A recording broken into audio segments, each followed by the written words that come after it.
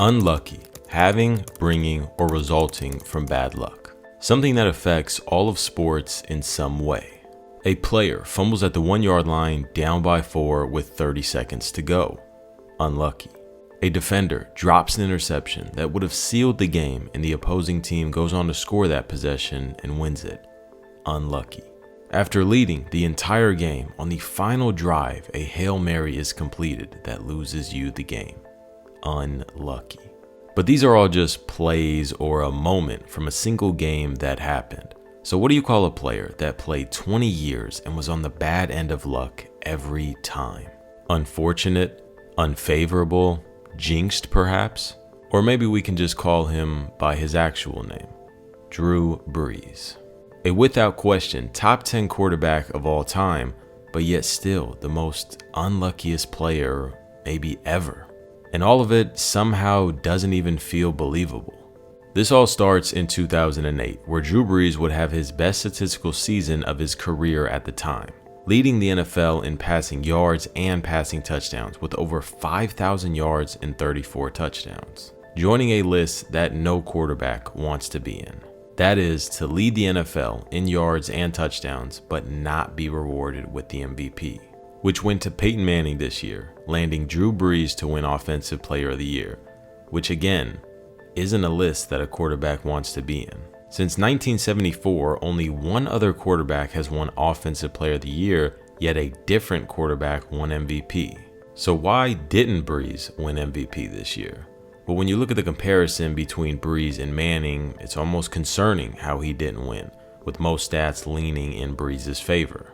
Yet something everyone knows is you can't win MVP without being one of the best teams in the league. Since 2000, there has only been 2 MVPs to win 10 games. Every other MVP won 11 or more, with the majority winning 12 or more. And in this 2008 season, Manning had a record of 12-4. Meanwhile, Brees went 8-8. And with a record like that, it's essentially impossible to win MVP. But going into the 2009 season, Brees had MVP on his mind, and he knew in order to get that, he couldn't replicate the same team success from last season. So Brees and the Saints did the only logical thing to do. They would go on to start the season 13-0, becoming only the 7th team in NFL history to do such a thing, joining the 1934 Bears, the 72 Dolphins, 98 Broncos, 05 Colts, 07 Patriots, and the 2009 Indianapolis Colts. So after an historic battle for MVP in 08, there was deja vu in the air the following season as well, having Peyton Manning win yet another MVP over Brees in back-to-back years. But this one's a little bit different because in that 08 season, the clear winner was Peyton, purely off record. But you can't bring up that argument this season with the Saints winning 13 games and the Colts winning 14. So what do the numbers suggest? I mean, maybe Manning just had a better season. Well, Brees had a better completion percentage, more passing touchdowns, less interceptions, more passing yards per game, and had a better passer rating and QBR. So why didn't Brees win MVP this year? Well, I'm going to be honest. Your guess is as good as mine. I mean, to be fair, I was only 7 years old this season and couldn't comprehend the NFL at a high level, but every single stat, every single number, article, whatever it may be, is in Brees' favor. But I mean, after 2 back-to-back second-place finishes, the NFL voters basically have to give this award to Brees over the next couple seasons. Voter fatigue is a real thing in sports. But I want to remind you, the definition of unlucky: having, bringing, or resulting from bad luck. It felt like Brees' bad luck had ran its course. Winning an MVP almost felt inevitable.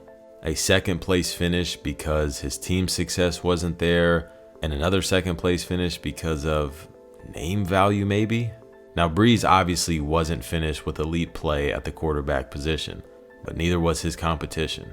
Because in 2011, Drew would light up the NFL world like he never has before, leading the Saints to yet another 13-win season that included an 8-game win streak, with wins over 3 opponents that won 10 games this season and also beat the eventual Super Bowl champs in the New York Giants. And Brees would yet again accomplish something very rare at the quarterback position. That is to lead the NFL in completion percentage, passing yards, and passing touchdowns. Since 1980, only 2 other quarterbacks have done such a thing, Kurt Warner in 01 and Brady in 07, landing both of these players with the MVP this season.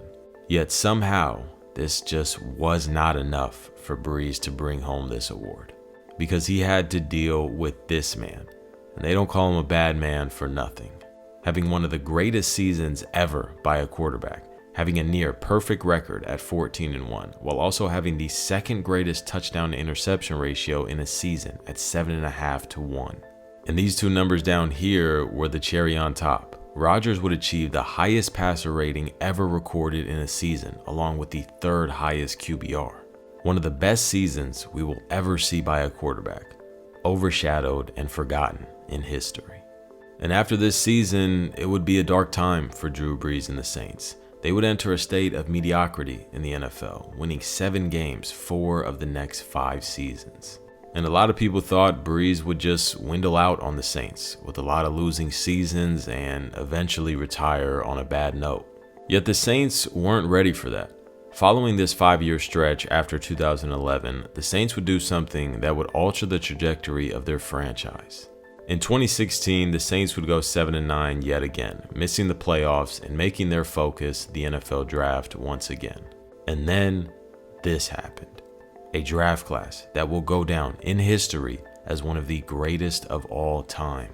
4 players that would end up being Pro Bowlers, 2 that made All-Pro teams, and drafted the Offensive Rookie of the Year and Defensive Rookie of the Year. And just like that, the Saints were back, and that MVP Drew Brees had been longing for looked like a real possibility.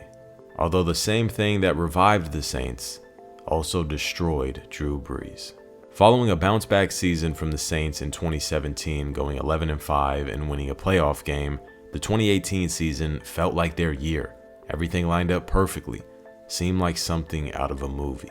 And Drew Brees would answer this call, putting together arguably his most impressive season of his career, throwing for just under 4,000 yards, 32 touchdowns, and only 5 interceptions, while also breaking the record for highest completion percentage in a season and leading the Saints to a 13-2 record as a starter. 17 years in, 3 second-place finishes for MVP. This was inevitable, one could say. No Brady, no A-Rod, no Peyton in his way this time. The only thing that could stop him was some curly-head kid from Texas that you might have heard of. After 17 years of waiting, the year where the Saints finally figured it all out, just for this kid to come into the league and throw for 50 touchdowns in his first year as a starter. Unlucky. 4 second-place finishes for MVP. I mean, I just can't understand how that's possible in any sport. Brees was just on the bad end of luck every damn time. And this video isn't even gonna include maybe the most infamous play of Brees' career. That's just how unlucky he was. And I honestly think that this has led to Brees being a bit disrespected when it comes to ranking quarterbacks all time. For my basketball fans, I'm sure you're familiar with the trend where the NBA shows a stat, all for LeBron to be miles ahead of everyone else, or for him to just be 90% of the list. Well, Drew Brees is the NFL version of that. When you look at the top 8 most passing yards in a season, Peyton Manning is at the top with the greatest passing season in NFL history, followed by Drew Brees, who he beat out by 1 single yard. You then have Brady and Mahomes, Brady at 3 and 5 and Mahomes at number 4. And then rounding out this list with numbers 6 through 8 consisting of Drew Brees, and again, Drew Brees. And yet this isn't even the most impressive list that Brees is a part of. Here's every quarterback to have a season of 70.5 completion percentage or better.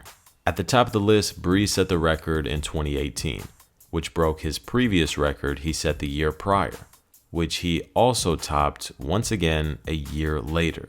But then we finally get to our first quarterback not named Drew Brees on the list with Sam Bradford, who's followed by Drew Brees, Aaron Rodgers, Ken Anderson, and yep, you guessed it, Drew Christopher Brees.